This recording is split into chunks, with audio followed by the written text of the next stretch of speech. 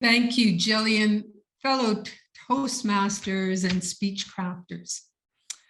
Have you ever sat in an audience and wondered, what is the speaker all about?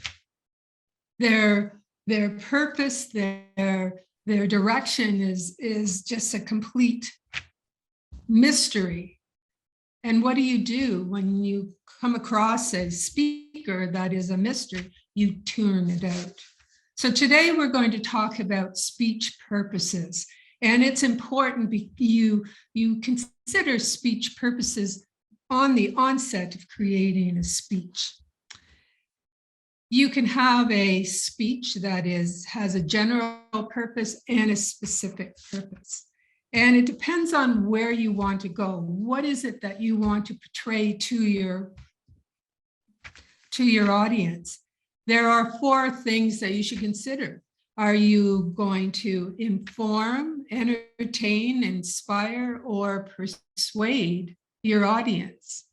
To inform, that's something where you are going to be presenting perhaps new information, or you're going to be presenting something to a new audience.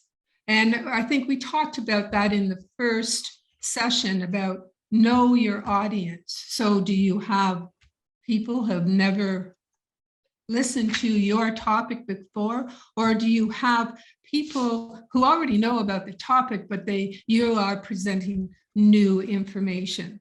So consider that when you are creating your speech. To persuade is really to change the audience's attitude and behaviors and have them actually accept your point of view and your message. So are you going to, is your general purpose to persuade people over to what you're going to talk about? To entertain, you're not going to necessarily do that in this particular environment, but that's where you would have very funny anecdotes in order to entertain your audience. It could be at a wedding, or it could be at an alumni meeting. And the last one is to inspire. Are you trying to inspire people with your anecdotes and your points in order to become a bigger person than you are? So the general purpose is to inform, it's to persuade, entertain, or inspire. Now, the specific purpose is really, you know what you're going to do. If your main or your general purpose is to persuade, what are you going to include to support that particular purpose? Are you going to include steps that people can take away? What is it that you want people to do, think, and feel after your speech? And that is, I think, really important, because people will remember you if you touch something within themselves. The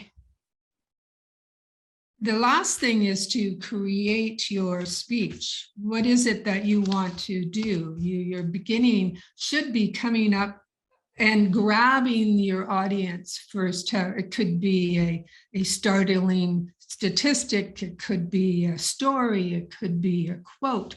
What is it that you're going to grab your audience with? And that is very important. With in mind, how do you want them to feel, to do, and think after your speech?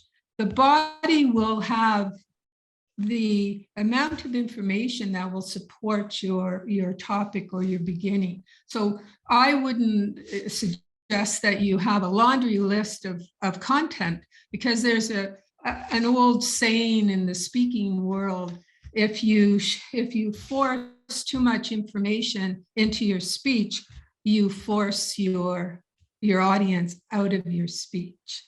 And also another quotation is, facts tell, but stories tell. So remember to put some anecdotes that people can really relate to.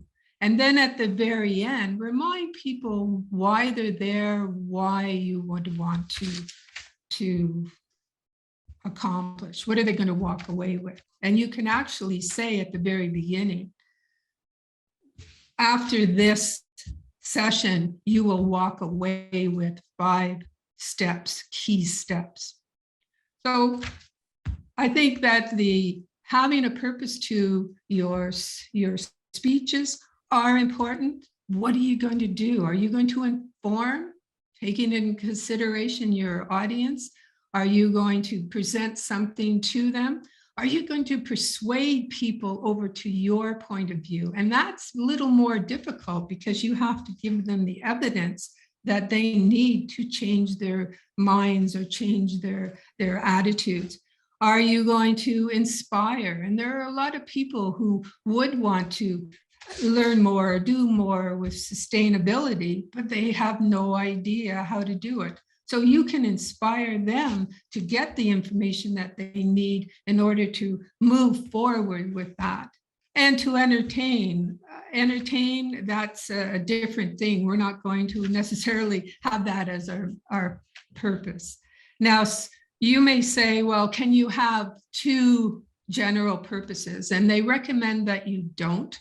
You may want to have several speeches, one to persuade, one to inform, and one to inspire. And that doesn't prevent you from sprinkling some humor in order to grab people's attention every once in a while. And the anecdotes, as I said, your stories sell. Are there any questions about a general purpose and a specific purpose?